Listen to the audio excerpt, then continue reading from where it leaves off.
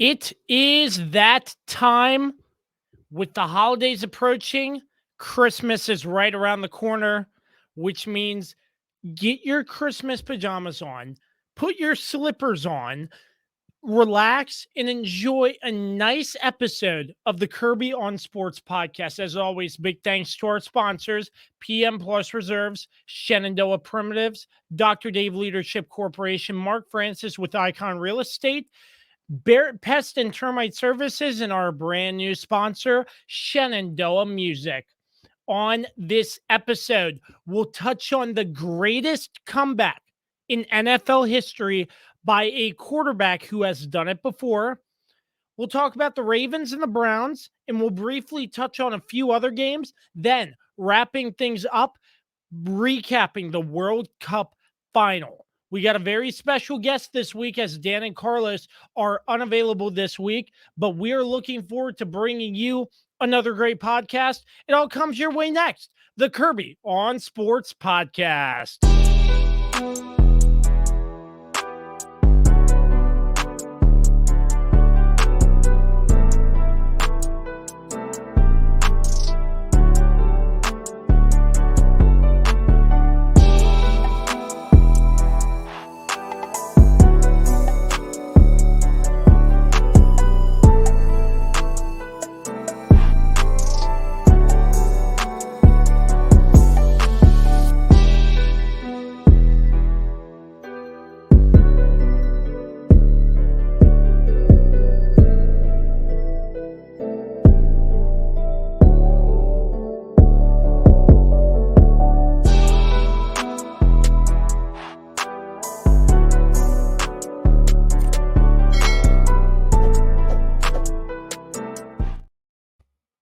Once again, I'm Josh Kirby.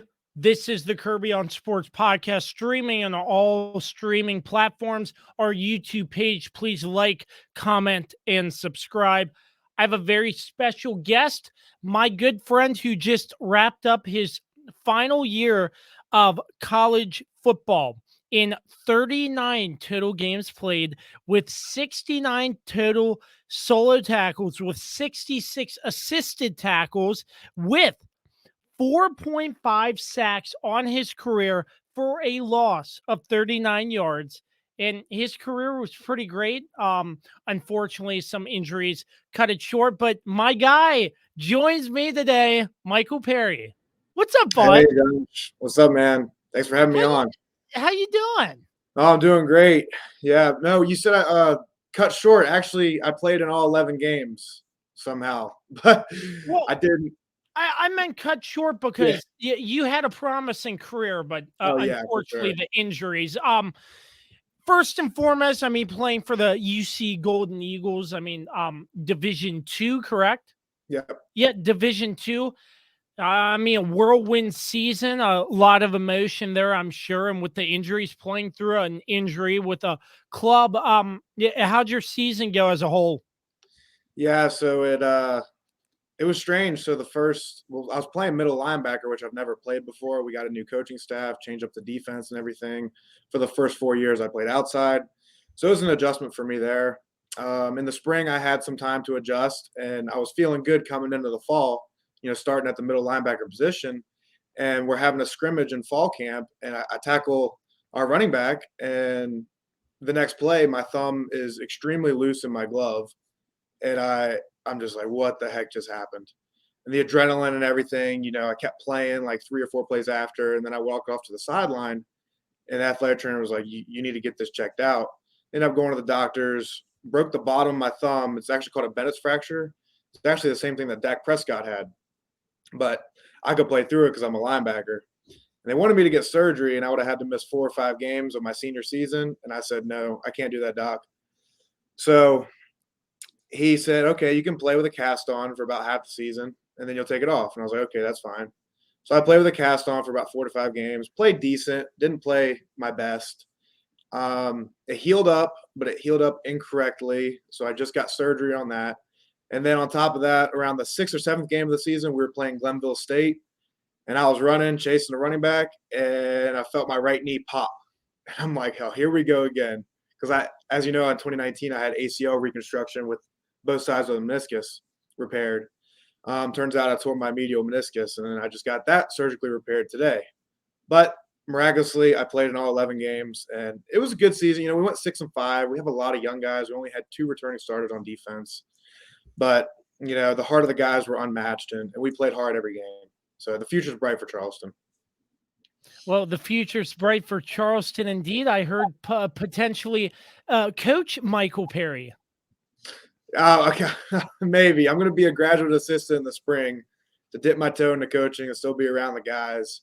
So that'll be a good experience. I'm excited for that. That could potentially lead to a future head coach somewhere. You never know. Who knows? Who knows? So we're glad you're with us, Michael, right here on the Kirby on Sports podcast. It's going to be a very, very fun show for sure, and we're just going to get things started. First and foremost, we just have to get this out of the way now. And now I'm just going to go on my tyrant that I do every single year that yes, college football, they're getting into the bowl games, but still, I hate that there are 3 NFL games on Saturday for the working man who has to work on Saturday. And yes, I do work on Saturdays. I missed 2 out of the 3 games. And it's like, in coming back for the primetime game, the Dolphins and the Bills, which was a pretty good game. And I watch half of that because I'm working pretty much the whole day. And it's like, well, I guess I'm just going to have to get updates on this game, so on and so forth. So being able to watch the highlights, thank Lord, I was able to follow along with this Colts and Vikings game. And I kid you not, Jeff Saturday's Colts were 17 points in the first quarter, 16 points in the second quarter, and the Vikings were shut out. And I'm thinking to myself, hey, Jeff Saturday, the first NFL coach to coach and win on a Saturday, and I had a post drafted up if Jeff Saturday won, but in the second half, the Vikings held the Colts to 3 points. It went to overtime, and towards the neck and neck end of overtime, and the Vikings kick a game-winning field goal. But I will say first, the Colts, they're young, they're rebuilding. That is a fact. They fired Frank Reich. Jeff Saturday comes in as the interim head coach. They're definitely rebuilding. There is a lot of grit and determination with this team, but still, they could not close it out. And I fully expected that. I expected one that, oh man, what are the Vikings going to do if they lose this game? But B, the Colts are just rebuilding, young, trying to put the pieces in place. I'm not really surprised the Vikings made this big comeback, but this isn't the first time Kirk Cousins had made a comeback, and that's originally where you like that started. But Mike, Captain Kirk, propels the Vikings. The Vikings are 11-3. They have clinched a playoff spot. What a crazy game. Yeah, unlike you, I did not work on Saturday, so I actually got to watch the whole entire game. And yeah, like you said, the Colts were dominating in the first half. They had that block punt for a touchdown, and that just changed the whole entire game. And the defense was just balling out. The Vikings couldn't get anything going. They couldn't get Justin Jefferson going. They couldn't get Dalvin Cook going, anything. And the Colts, like you said, they sprung out to a 33-0 lead. And you're thinking in the NFL, NFL team's up 33-0. There's no way they're going to lose. The Colts found a way to do it. And that second half, man, it was ugly. I mean, Matt Ryan looked lost.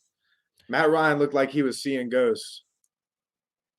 Well, in the first half, in the entire game, he had 182 yards and a touchdown.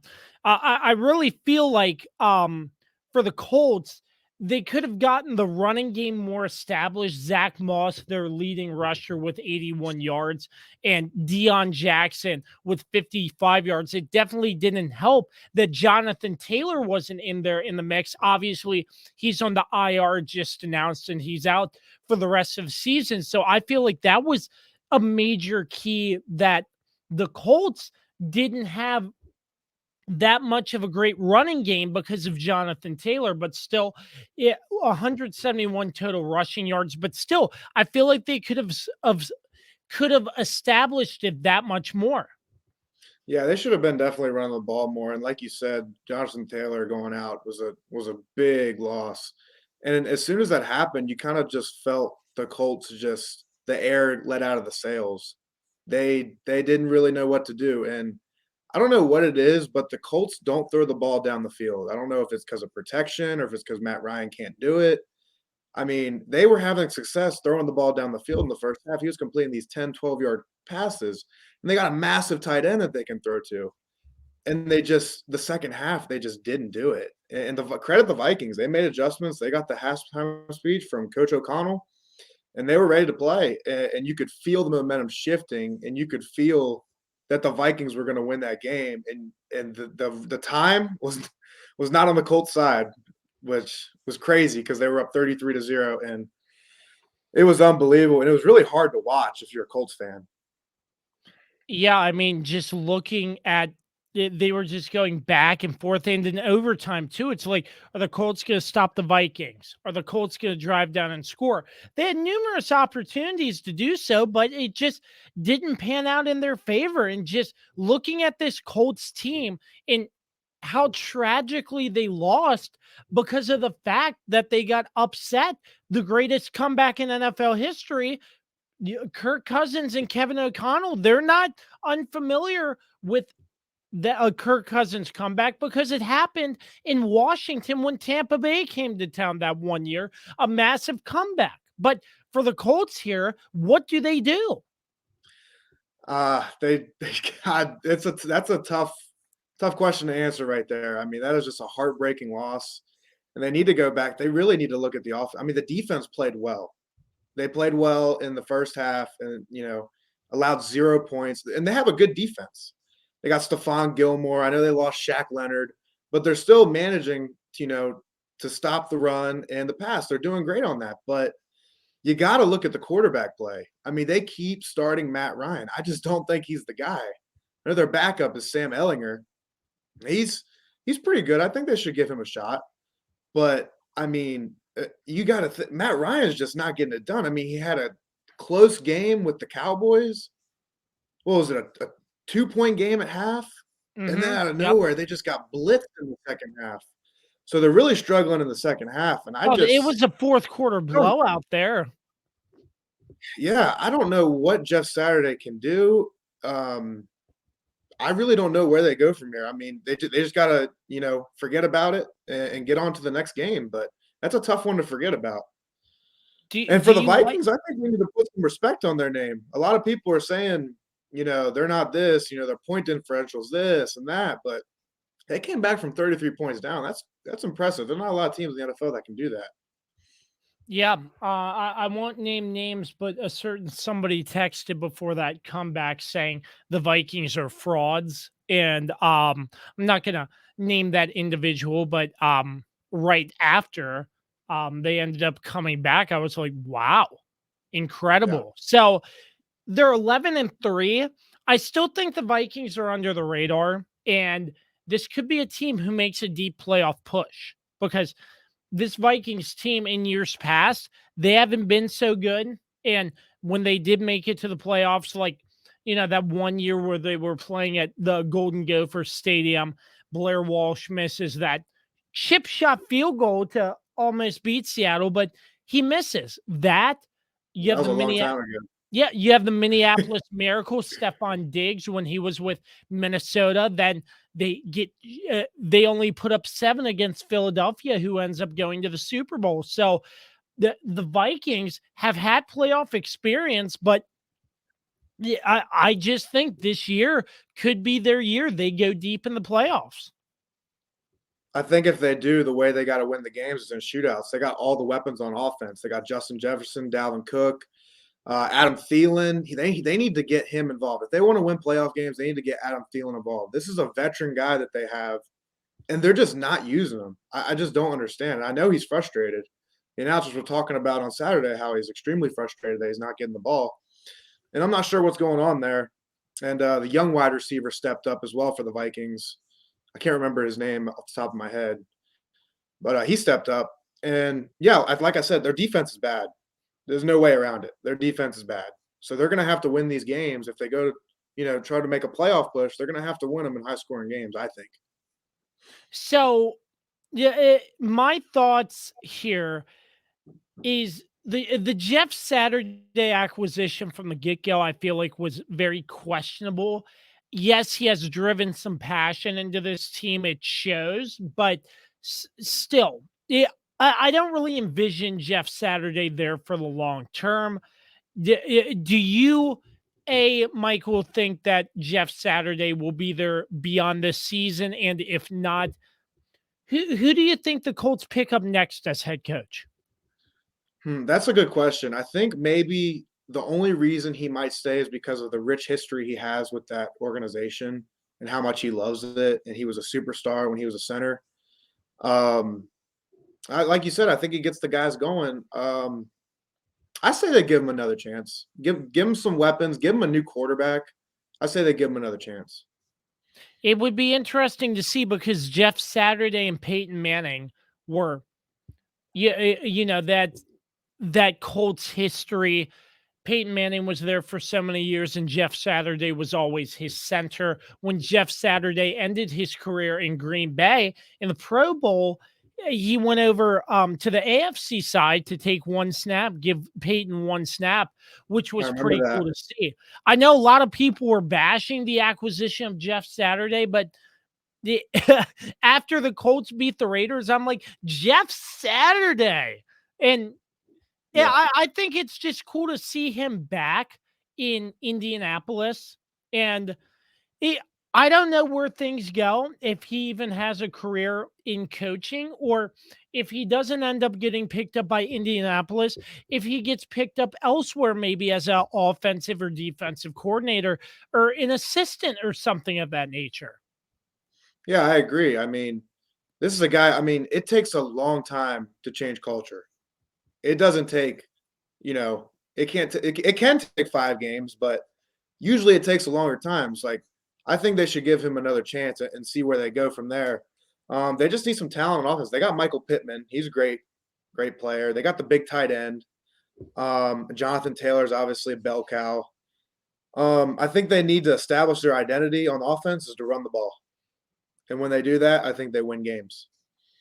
But they paid all that money for Matt Ryan, and he's just really not panning out.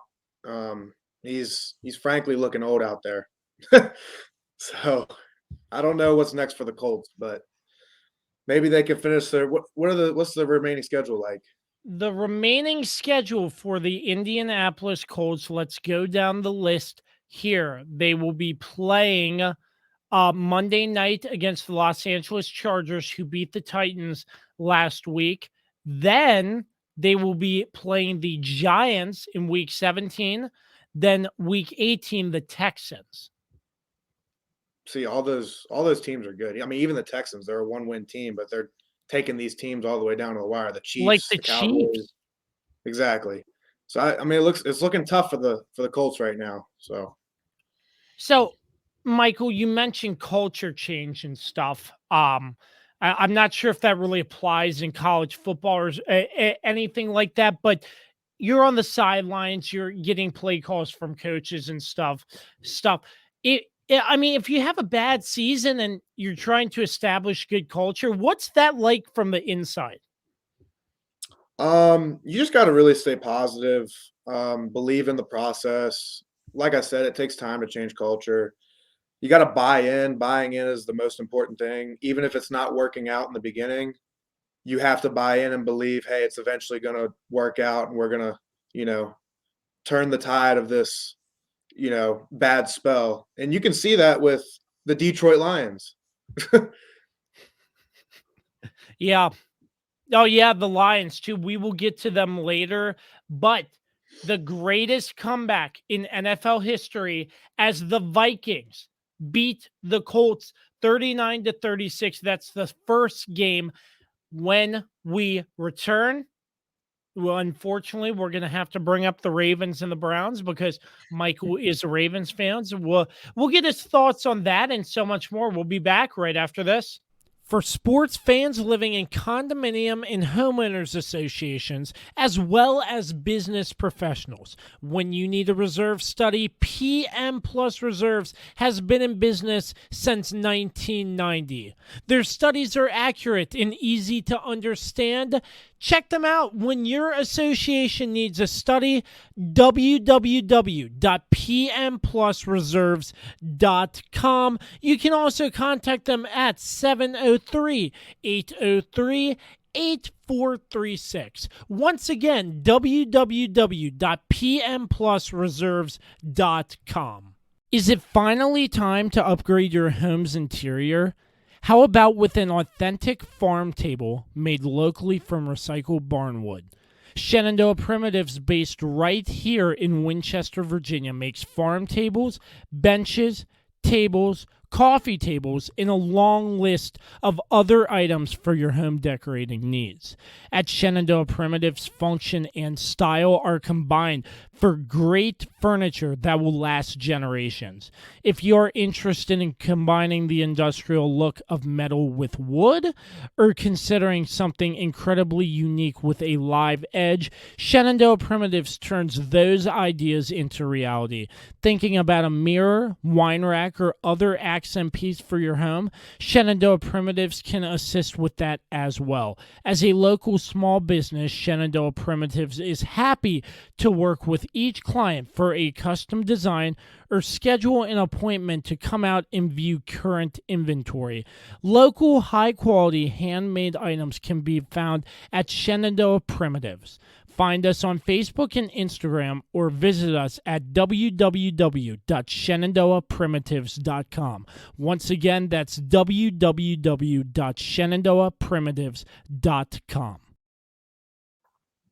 Welcome back, the Kirby on Sports podcast. I am joined by my good friend Michael Perry. It is now time to talk about another Saturday game. It was a low-scoring affair, but the Ravens. The last time the Ravens played the Browns, I was in attendance at M&T Bank Stadium, and Lamar Jackson was healthy, and they pulled out a victory. And Jacoby Brissett was the quarterback. We now have Deshaun Watson, the starting quarterback for the Browns. And I'll be honest with you, he just doesn't look ready. All that time off, I'm not sure if he threw a touchdown, 161 yards, but still, he didn't look the best out there. I'll just be honest there. But the Ravens with Tyler Huntley, one interception, 138 yards, and a 13-3 loss on a cold, blistery, snowy night in Cleveland. What'd you see out there? Why the Ravens just not look that good, Michael? Obviously Lamar Jackson first and foremost, but still, it just looks like the Ravens are just getting by from the skin of their teeth and thinking a wide receiver is going to help them, or is somebody on defense. Something's got to change here, and if it doesn't, I feel like Lamar Jackson walks. Yeah, no, that's a great point. The Ravens, it's no doubt they've been struggling on offense, and I think it comes back to the system. Mark Andrews is our leading receiver. We don't really have any supporting receivers around him. Our leading receiver is Demarcus Robinson, and he was, I believe, a backup on the Raiders. So the Ravens have a habit of just acquiring these average to good guys from other teams and thinking that's just going to magically happen. Like, we picked up Deshaun Jackson. Like, okay, that's okay. He was great in his twilight years or his younger years, but now he's a little washed. And we just picked up Sammy Watkins today. And I don't know, I think the system is not good, and we run the ball quite a bit, and J.K. Dobbins is a bell cow, but he's still recovering from that ACL. You can tell he can't bust those big runs like he used to at Ohio State. Um, but once he gets healthy, that definitely helps the Ravens offense. But that game, we looked lost out there. Like, we would get the ball to about the 50, the 40, and then just stall. It was really hard to watch. We scored 3 points against the Browns. And I understand we have a backup quarterback in and everything, but still, 3 points. Huntley's serviceable. I'll say that. Yeah, he's a game manager. But we have to Yeah. throw the ball down the field. We don't throw the ball down the field. We're a lot like the Colts. We're a lot like the Broncos. It's crazy to me. And we just don't really have a lot of talent at the receiver position. I mean, Duvernay is a great receiver, but he's not a number one receiver. And the last couple of games we played, we scored 3 against the Browns, 16 against the Steelers. We ended up winning that game by 2, 10 against the Broncos, and we scored 27 against the Jaguars. That was when Lamar Jackson was in, and 13 against the Panthers. I mean, our offense struggles have just been coming week to week and week, and we've been getting away with it from the skin of our teeth, like you said, but it's coming back to bite us in December, and we're not playing very good football right now. We're in that wild card spot, and we got a very tough matchup against the Falcons on Sunday, I believe. So, yeah, I think it goes down to now Greg Roman, because I'm hearing everybody co-host the Weapon Dan Dembski. He complains about Greg Roman every single week. Exactly. Do you think he's gone after this season? Do you think Baltimore needs to change? What do you think needs to change in the offseason for this Ravens team to be the Ravens team that you all loved the most back in the glory days with Ray Lewis, Ed Reed? By the way, that first Browns game, I'm just going on a side note here, they had that Super Bowl team come back, which was really cool to see. But what do you think they need to do to get back to being the good Ravens like they used to be? Unfortunately, I don't think that the Ravens will get rid of any of their coaches because they pride themselves on keeping guys. So I do think they'll stick with Greg Roman. I do think they'll stick with John Harbaugh. I personally think there needs to be a change. Just a change in the program, because they've had these guys forever. They've had John Harbaugh forever. I think we just need something new. And I think we need to. Are we in with Lamar Jackson or are we out? Can we go full in or are we only half in? If you go half in, he's going to walk. If you go full in, okay, let's build, let's get some receivers and stop having him be the one-man show, him and Mark Andrews be the one-man show. I mean, we got to get some receivers, but the defense is great. I mean, that Roquan Smith acquisition from the Bears, oh, that was incredible. He's been a great addition. Him and Patrick Queen, one of the best linebacker duos in the league, right behind the 49ers. Yeah, I just think we need some offensive weapons, and I think we should change the scheme where Lamar doesn't run the ball so much, because he can pass it. He's proven that he can pass it. So, if not, he's going to keep getting hurt. Yeah, with Lamar too, I feel like he's like a Superman out there when he's running. And yes, he can throw the ball, like you said, but I feel like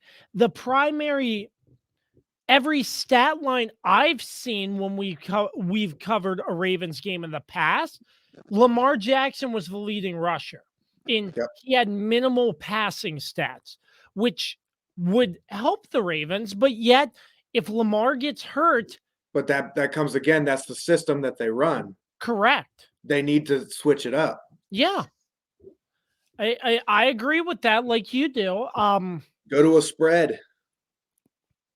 Yeah, and you mentioned the coaches. They pride themselves on keeping their coaches for a long time. Do you think Harbaugh's on the hot seat here at all? The fans are certainly upset with him. I'm upset with him. Yeah, I mean, we've always been that team that makes the playoffs and then they win one game and then they go out. We've never been that dominant force in the playoffs like we should be. And I mean, yeah, it's good to make the playoffs, but when are we going to get over that hump and beat these good teams? Because I tell you right now, if we make the playoffs, we're not beating. Well, I have a hard time seeing us beat any of those teams. We're not going to beat the Bills. We can't beat the Bengals. I mean, we beat them once with Lamar Jackson, but the Bengals are on fire right now, and we're just playing bad ball at the wrong time. And John Harbaugh, yeah, I think he's definitely on the hot seat, and he should be.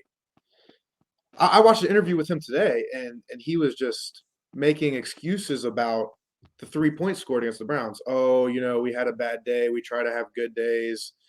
But, dude, you scored 3 points against the Browns. I'm sorry. And you haven't been scoring. Something's got to change, man.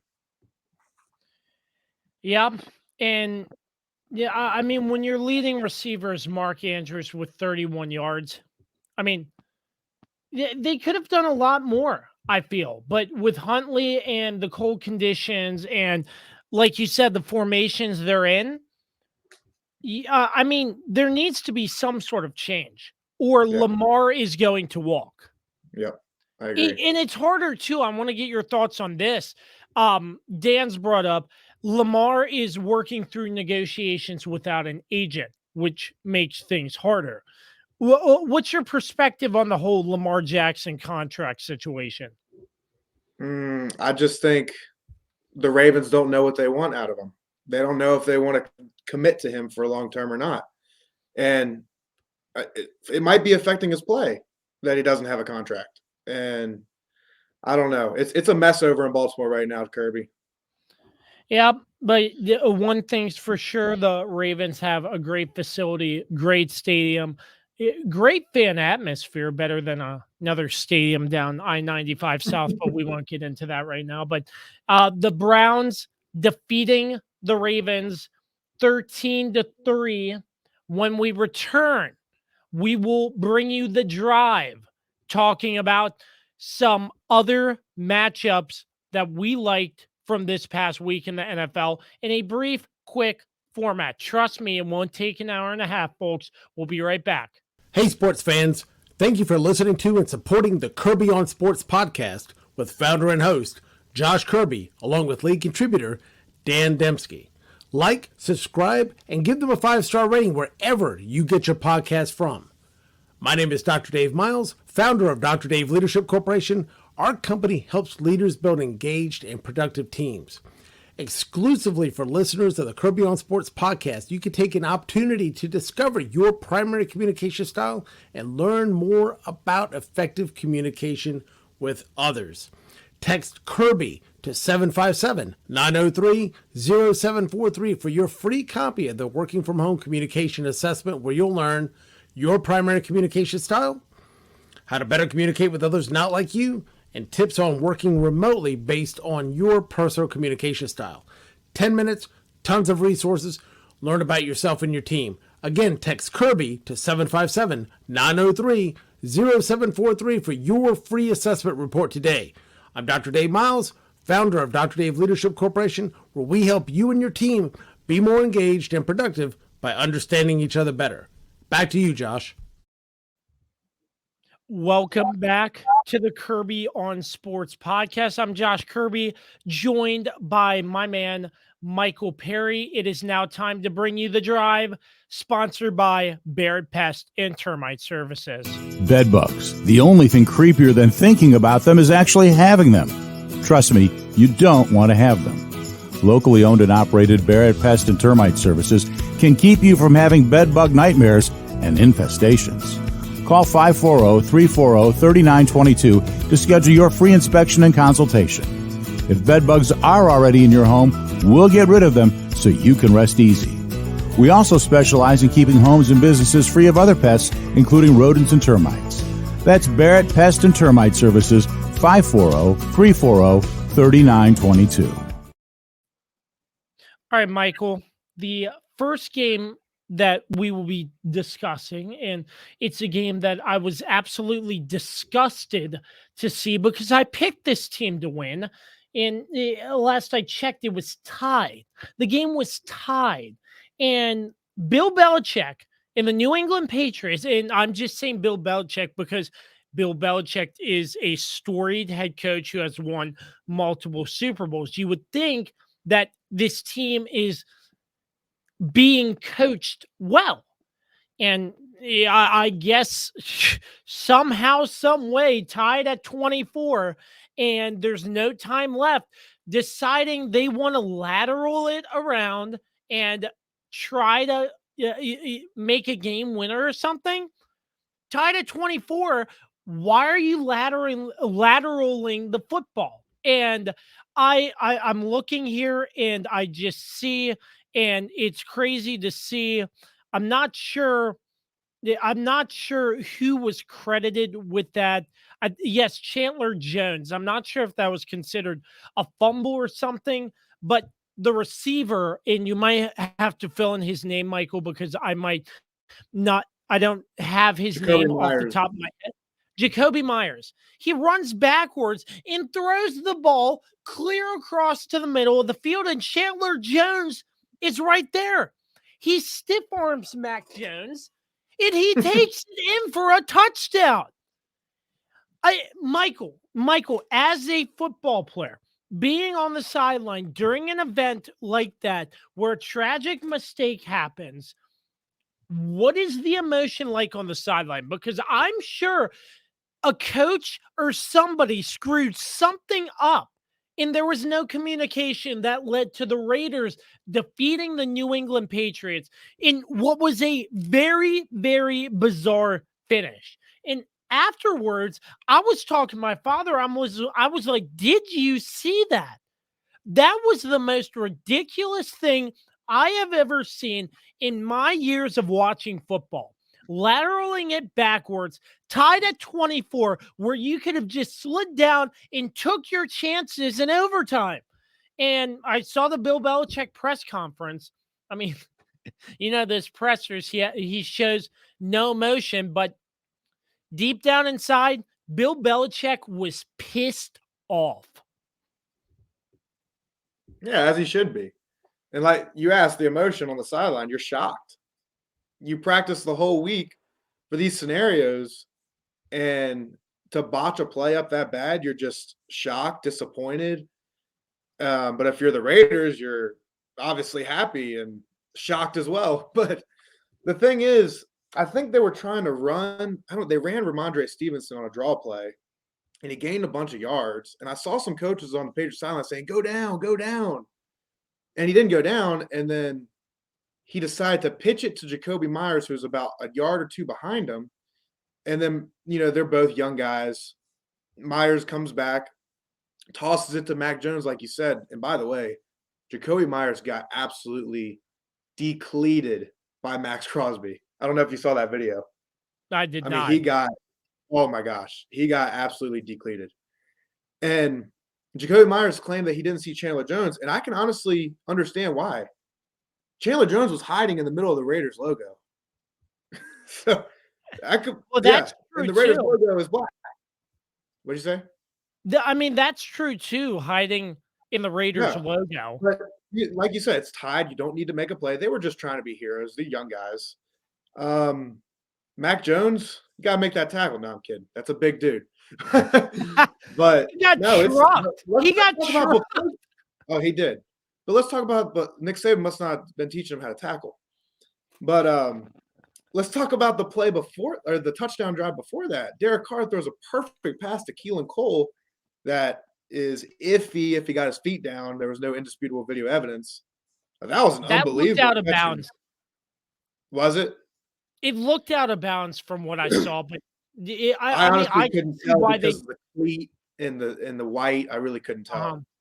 Yeah. But either way, it was a heck of a catch, heck of a throw to even put themselves in that situation. Yeah, absolutely.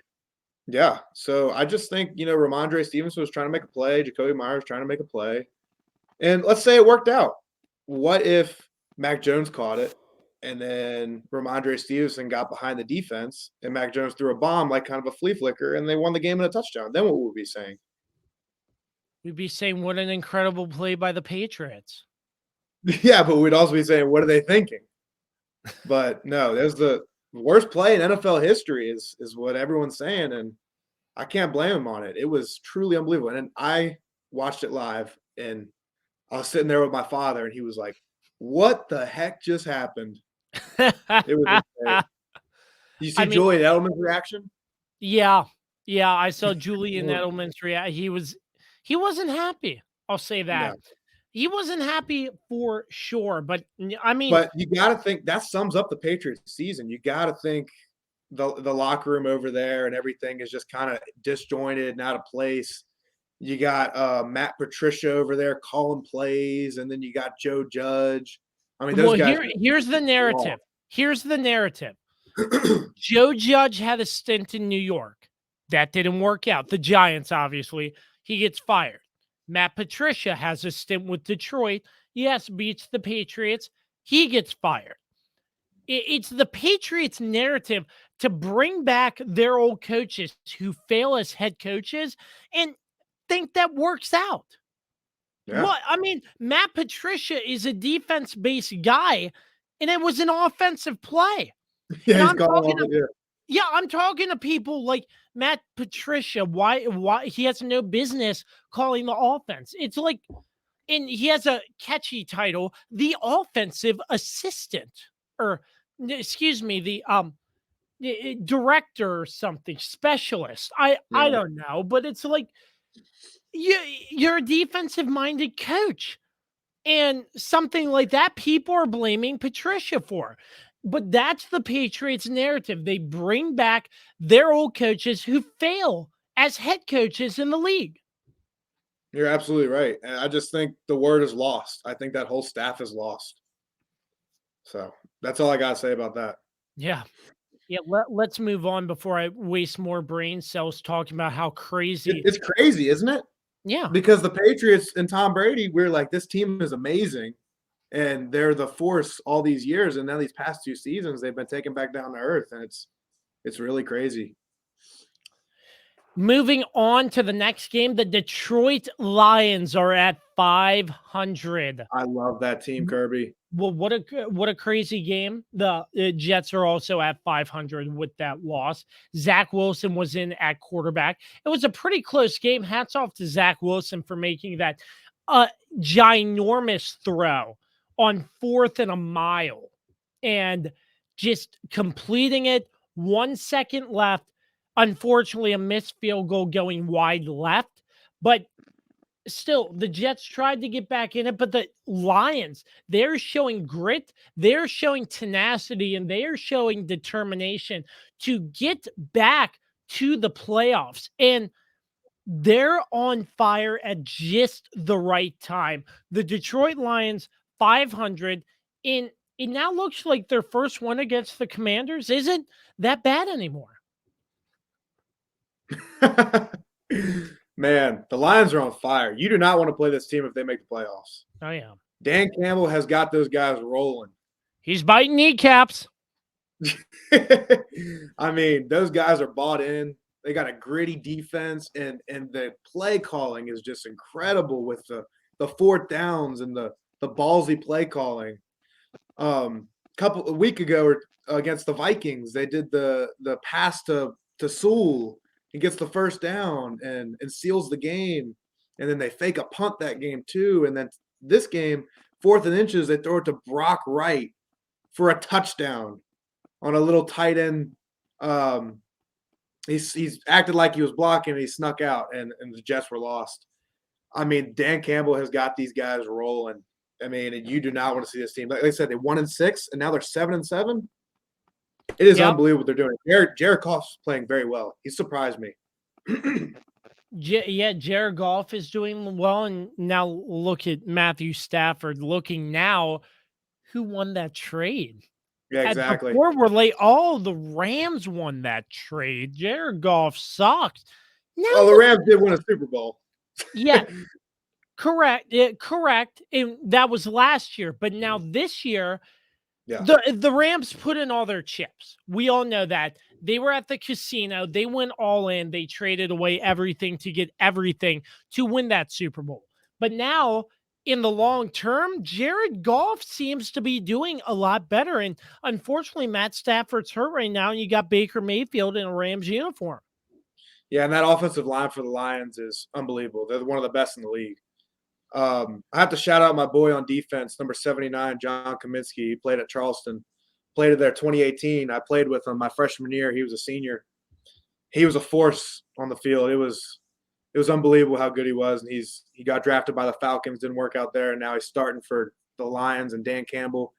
He's playing with a broken hand, and he had that huge sack at the end of the game, Zach Wilson. He bull rushed the center and just put the center in it and just sacked Zach Wilson. It was incredible to watch. So shout out to John Kaminsky. He's doing huge things for the Lions, and I know he loves playing for Dan Campbell.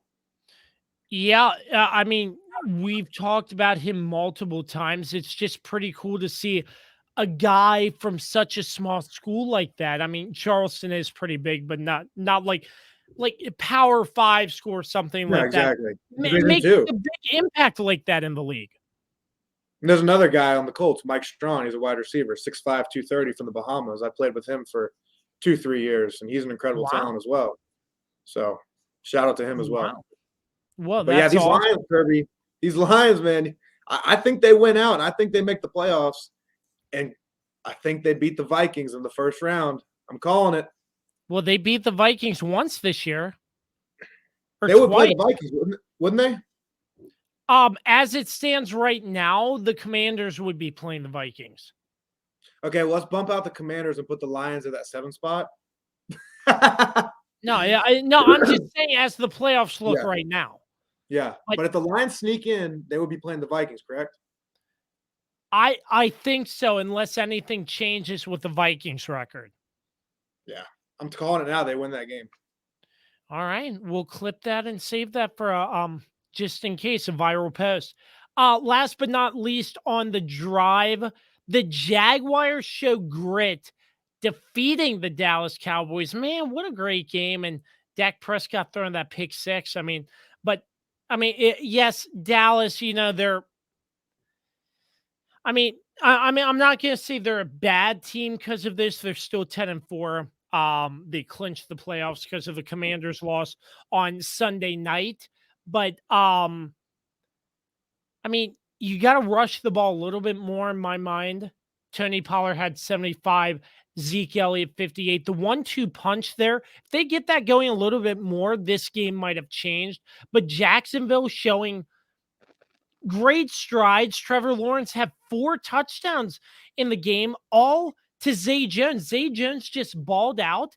And you also have Marvin Jones for the other touchdown reception too. So receivers were looking hot with Trevor Lawrence under center, Travis Etienne as well. He had 19 carries, 103 yards on the day. So it looked like the Jaguars are looking a little bit better towards the end of this season, showing promise for this next season. Yeah, Doug Peterson and the Jags are rolling. And be careful what you say about next season, man. They're right in that playoff hunt. They went out, they can make the playoffs. But yeah, they're rolling. That is true. That would be cool. Trevor Lawrence is playing great. They were down 27-10, and they came all the way back, and the Cowboys blew that. And I don't want to blame Dak Prescott on that pick six at the end. No, who was it? Lamb or somebody? He threw it to Lamb, and Lamb, it hit his forearms, and he dropped it, and it went into the Jaguars guys. Yeah, it looked like he sort of like bounced it up or something, and I was like, "Wow." Who was that DB, by the way? The DB there, I forget the name. It was Rayshon Jenkins. Rayshon Jenkins had 18 tackles and 2 interceptions and 1 pick six. Oh yeah, 54-yard pick six. It was 54 total yards on 2 interceptions and the pick six in overtime, which was pretty crazy. But the defense for Dallas, you're claiming they're so good and everything, but I mean stuff like this. I guess they didn't have an answer for Zay Jones or something. Yeah, I agree. You pride yourself on defense like the Cowboys do. They have one of the best defenses in the league. When a play needs to be made, a play needs to be made. That's either with Micah Parsons, with Lawrence, with Trayvon Diggs, and it just didn't happen. They made that huge play against Trevor Lawrence where he fumbled, and I thought that was the game. But then they go out and they have a 1-minute drive, and they punt it to Lawrence with about 1:30 left, and he goes down and they kick a field goal to tie it. So if you're the Cowboys and you get that huge play by your defense, you got to seal the game. Get a first down, seal the game. And they couldn't do it. No, I think it hurts for the Cowboys. It really does. We'll see how it affects them versus the Eagles. But no, that's a tough loss. I mean, they were up 27-10. You don't think, a Cowboys team like that, especially this year with how good they're playing, would do that. And credit to the Jaguars. And they got a huge game on Thursday night versus Zach Wilson and the Jets. I think that's going to be an incredible game. And I see them pulling that game out. I really do, because the Jets are really struggling right now. The rest of the slate from this past week in the NFL.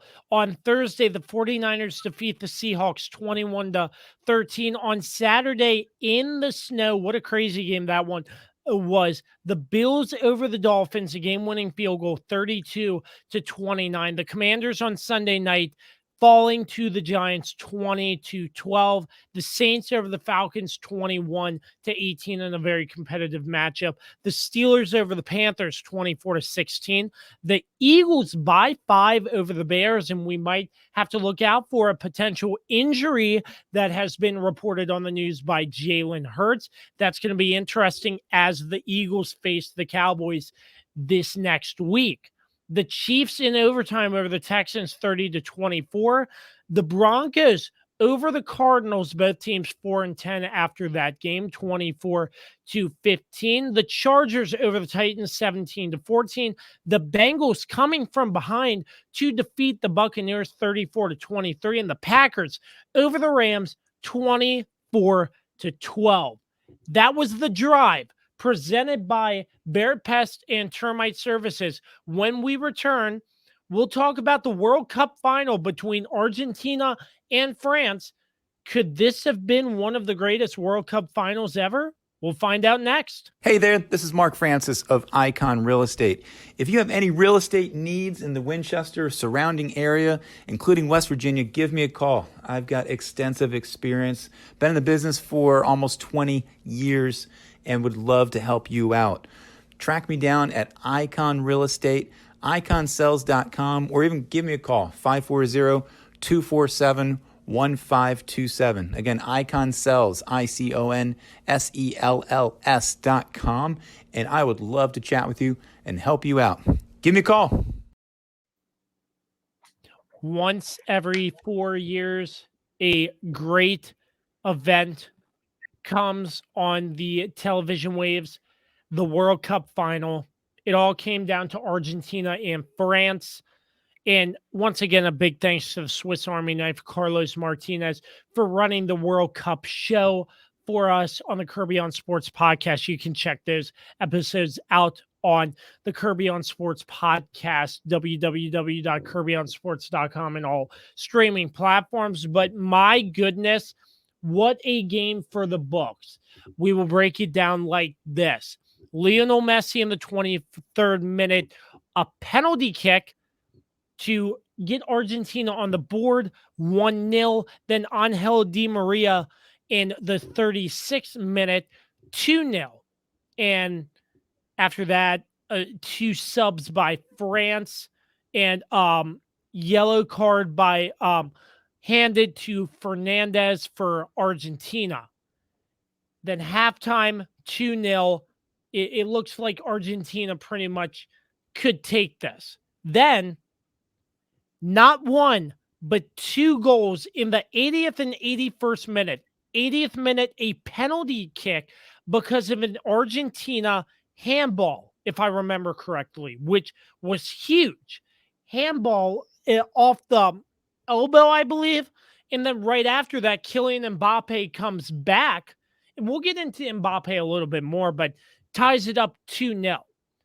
2 additional yellow cards handed to Marcus Thuram and Oliver Giroud for France. And then 1 from Acuna by Argentina. A bunch of subs in extra time getting down. Then Lionel Messi again. 3-2 in the game. Then Kylian Mbappe on another penalty kick. A lot of penalty kicks. Gets the hat trick. Ties it at 3 to send it to penalties. Kylian Mbappe starts things off with the first penalty kick. Then Lionel Messi matches 1-1. Paulo Yeah, I'm sorry if I'm botching that, but 2-1 for Argentina, and the next kick misses. Then yeah, I can't even pronounce half these names, but Paredes. I can't. It comes once every 4 years, so I do apologize. Paredes 3-1, then Colo Muani 3-2, then Gonzalo Montiel wins it for Argentina 4-2, 3-3 in full play, 4-2 on penalty kills. What a match! What a game! What a World Cup! It ended in it started in Qatar. Some exciting action for sure. A lot of upsets, but it came down to two of the best teams. Lionel Messi at the end of his career, essentially, I believe he's retiring, um, or not doing as much. But we look at two generational talents. You have Lionel Messi for Argentina, who is well known around the soccer community for so many reasons. And then we have a gentleman by the name of Kylian Mbappe. France won the World Cup 4 years ago, and Kylian Mbappe, as the Swiss Army knife Carlos Martinez said, was having his coming out party.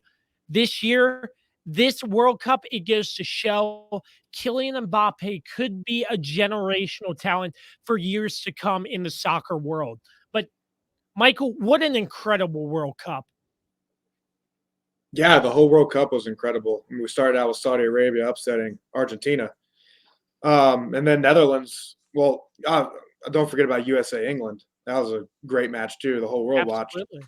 the whole country. Um, and then you had Netherlands versus Argentina, and Netherlands was up 2-0. I mean, Argentina was up 2-0, and Netherlands comes all the way back. So the most dangerous lead in the World Cup is 2-0 because Argentina was up 2-0 and they squandered that lead quick. It was basically the World Cup final. I watched the whole thing. It was an unbelievable match and really bad day for people who think soccer is boring because it was anything but boring. Um, I will say it was more like Argentina versus Kylian Mbappe with all those goals. But what a masterclass performance by Mbappe and Messi, and Argentina just passed the ball. They were dominating the first 30 minutes or the first half. And France couldn't get the ball.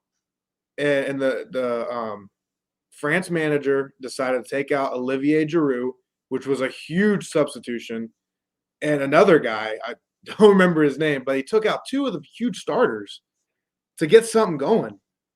And it turned out that was a good move. And I will say a huge point in the game was that first penalty that Lionel Messi took.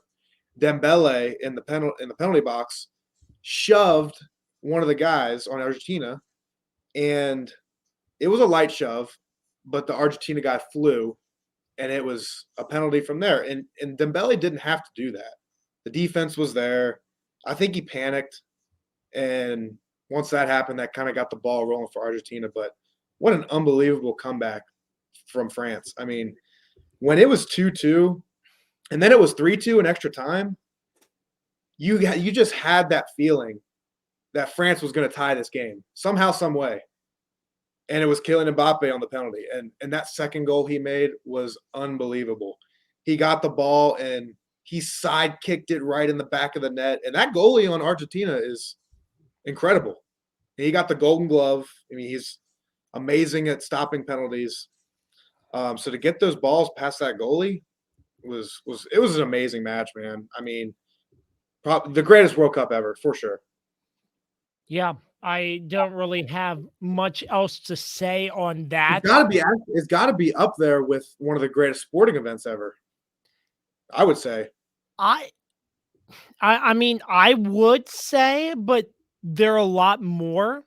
I mean, I think probably top 6. Just because of the way it happened, the 80th and 81st minute Yeah. that Mbappe scored to tie it up, and then for it to go to extra time and then penalties. I mean, it was just unbelievable. And France actually should have won outright. Martinez made an unbelievable save towards the end of the game. He hit it with his boot, and it was one of the best saves that I've ever seen. And Kylian Mbappe ended up getting the golden boot, but unfortunately he didn't win. the World Well, Cup. that But must he'll have sucked. definitely be back.